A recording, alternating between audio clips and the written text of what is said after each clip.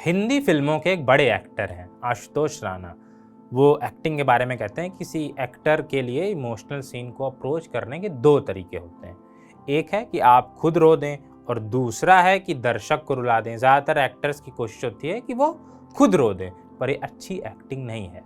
जब एक्टर खुद नहीं रोता, उसके अंदर का निराकार भाव सामने वाले में साकार होता है और आपकी ब्रीदिंग पैटर्न सामने वाले की ब्रीदिंग पैटर्न से मिल जाती है, तो दर्शक के अंदर वही भाव आएगा जो एक्टर के अंदर आएगा। यही फिल्म को लेकर भी कहा जा सकता है। कुछ फिल्में इतनी सरलता से किसी जटिलता को पेश करती हैं कि आप उनसे जुड़ जाते हैं। कुछ आपका जीवन बदलती हैं, कुछ आपके मन को बदलती हैं और कुछ तो झकझोर कर रख देती हैं। ऐसी एक फिल्म है the boy in the striped pyjamas. इस फिल्म का अंत इतना दुखद है कि रोंगटे खड़े हो जाएं, आदमी एक जगह जड़ हो जाए। इस फिल्म में जीवन की विडंबनाएं और दुख की सुंदरता है। ये film the boy in the striped pyjamas नाम के नॉवेल पर ही बेस्ड है। 2008 में आई ये फिल्म होलोकास्ट हिस्टोरिकल ड्रामा है। इसके डायरेक्टर हैं Mark Herman. Film Nazi Germany के बैकड्रॉप पर है। ये सेकेंड वर्ल्ड वार के वक्त की दास्तान है, जहां हिटलर की आर्मी ने पोलैंड पर कब्जा कर लिया था। यहूदियों का नरसंहार किया जा रहा था, उनको गैस चैम्बर में ठूस कर मार दिया जाता था। ऐसे में हिटलर की सेना का एक ऑफिसर प्रमोट होकर बर्लिन से पोलैंड शिफ्ट होता है। उसके साथ उसका परिवार भी शिफ्ट होता है। उसके परिवार में है उसकी बेटी, पत्नी और उसका बेटा ब्रूनो।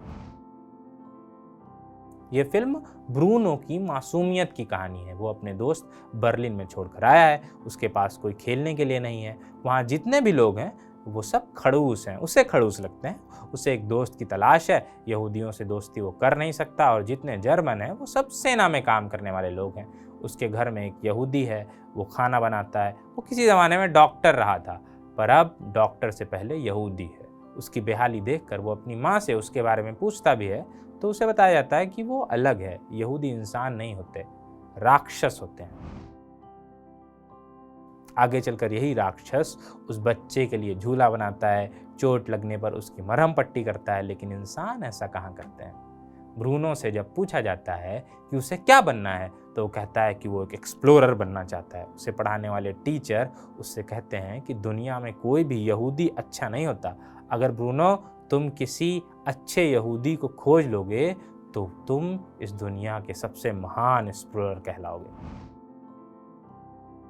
खैर, इस फिल्म की असली कहानी तब शुरू होती है जब ब्रूनो को अपने घर के पीछे यहूदियों का एक कैंप मिलता है। मिलता कैसे, ये पूछने की गलती ना करें, क्योंकि ब्रूनो एक एक्सप्लोरर है भाई। यहूदियों को इन कैंप्स में बहुत बुरी स्थिति में रखा जाता है। वो जेल वाले कपड़े पहनते हैं, फिजीक ऐसा जैसे कई सालों से भूखे हों। उनके सिर के बाल छील दिए जाते हैं। यहीं ब्रूनो की एक बच्चे से मुलाकात होती है। उसका नाम होता है स्मोएल। हो सकता है मैं नाम गलत प्रोनाउंस कर रहा हूँ, उसके लिए माफ़ करिएगा। और वो एक अच्छा यहूदी होता है, यानी ब्रूनो ने एक अच्छा यहूदी खोज लिया है। अब वो दुनिया का ग्रेटेस्ट एक्सप्लोरर है। खैर, ब्रूनो कैंप के अंदर घुस नहीं सकता। उसके और उस यहूदी बच्चे के बीच कटीले तार हैं, जैसे उन दोनों के बीच एक रेखा खींच रहे हों। तारों के इस पार कोई और दुनिया है और तारों के उस पार कोई और दुनिया। फिल्म में बहुत शानदार जस्टापोजिशनिंग है। जैसे पैरासाइट में हमने देखा था कि बारिश में एक गरीब बस्ती में तहलका मच जाता है और दूसरी ओर एक अमीर बच्चा कैंप लगाकर खुले में एंजॉय करता है, वैसे ही इस फिल्म में उस दृश्य की कल्पना करिए जब ब्रूनो अपने घर से केक चुराकर स्मोएल के लिए लाता है। उस वक्त उस यहूदी बच्चे को खाते हुए देखिए, पता चलेगा भूख और किसी चीज़ को पाने की इच्छा क्या होती है। इस फिल्म का क्लाइमैक्स शायद किसी फिल्म का सबसे दुखद अंत है, जैसे द पियानिस्ट का है। अगर आपने the boy in the striped pyjamas नहीं देखी है, तो ये वीडियो देखने के बाद फिल्म देखने का प्लान कर रहे हैं, आगे मत बढ़िए। काहे कि पिछले कुछ मिनटों का सबसे बड़ा स्पॉइलर आने वाला है। मुझे निजी तौर पर ये सिनेमा की सबसे सैड एंडिंग लगती है इस फिल्म की। कैसे, आइए बताते हैं। एक सेना का अधिकारी जो यहूदियों को मारता है, उसका देश यहूदियों से नफरत करता है। वो उस तंत्र का हिस्सा है जो यहूदियों को राक्षस मानता है, उनका नरसंहार करता है और इसमें भरोसा भी रख करता है। उसका बेटा इस सब से अनजान है। उसे यहूदियों में भी इंसान दिखते हैं। उसकी एक यहूदी बच्चे से दोस्ती होती है।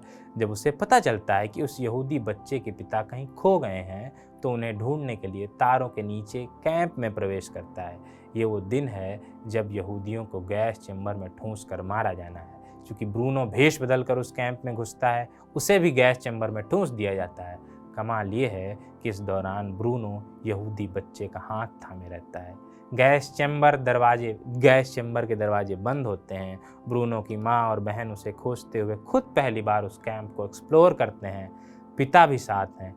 तीनों नाजी रो रहे हैं। बच्चा गैस चेंबर में हाथ थामे एक यहूदी के साथ खड़ा है। इसके बाद क्या होता है आप खुद समझ सकते हैं। खैर, इस एंडिंग की बहुत आलोचना भी हुई। कई हिस्टोरियंस ने कहा कि इसमें फैक्ट्स के साथ छेड़छाड़ की गई। एंडिंग मतलब फिल्म को लेकर भी, एंडिंग को की तो आलोचना हुई, साथ में फिल्म की भी आलोचना हुई। फैक्ट्स को लेकर सबके अपने अपने तर्क थे। साथ ही ये भी कहा गया कि एंड में यहूदियों पर अत्याचार करने वालों को रोते दिखाया गया है। ये अपराधियों के प्रति सिंपैथी पैदा करता है। ये भी सवाल उठाए गए कि ब्रूनो की माँ को कैसे नहीं पता था कि यहूदियों को कत्ल किया जा रहा है, जबकि ये उस वक्त जर्मनी में जग जाहिर था। बहरहाल, आप कैसे भी सवाल उठाएं, फिल्म की एंडिंग रोंगटे खड़ी करने वाली है। एक दिलचस्प तथ्य के साथ अपनी बात खत्म करते हैं। ब्रूनो के रोल में जो बच्चा है उसे बड़े होने पर आपने नेटफ्लिक्स की सीरीज सेक्स एजुकेशन में देखा होगा। अगर आपने सेक्स एजुकेशन नहीं देखी तो देख सकते हैं, अच्छी सीरीज है। चलते हैं अभी, बाकी आप बताएं आपके हिसाब से इस दुनिया की सबसे दुखद अंत वाली फिल्म कौन सी है। बाय बाय, शुक्रिया।